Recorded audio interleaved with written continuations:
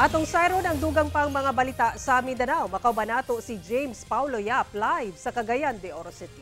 James? Salamat Sara.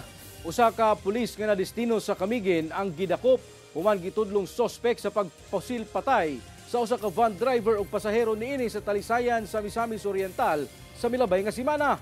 Sospek giingong miangkon sa krimen. Ano yan dugang detalye? Nakakustodiya karon sa Camiguin Provincial Police Office ang usa ka patrolman. Kinsang nadestino isip tourist police sa Camiguin Island. Human kini ginatudlong sospek sa pagpamusil sa usa ka driver sa pampasaherong van ug pasahero niini sa Talisayan, Misamis Oriental.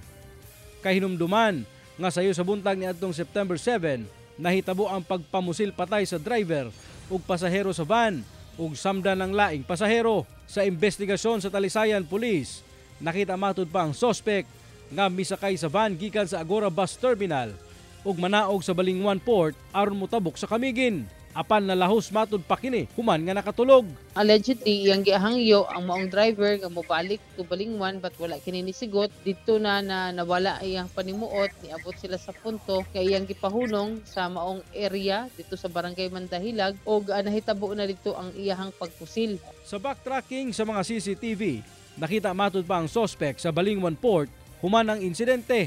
Naila kini pinaagi sa usa ka t-shirt ug bag nga gikuha sa sospek gikan sa usa ka biktima nga pasahero sa van.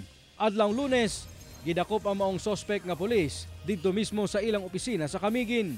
Hinuon giangkon man sab kuno sa sospek ang krimen. Though ang iyang admission wala kini naka-affidavit, but we have a very strong evidence nga mutudlo gayud kaniya nga siya ang responsable sa maong insidente. Sa karon, naka-restrictive custody na ang maong pulis ug gidisarmahan na kini.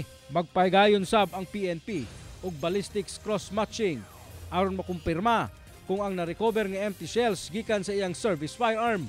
Ginakuhaan pa og pahayag ang suspect. 2 counts of murder and frustrated murder. And wala pa day labot ni ana ang pag-file pod nato og kaso nga administratibo against that PNP member. Ako si James Paulo Yap, 1 Mindanao.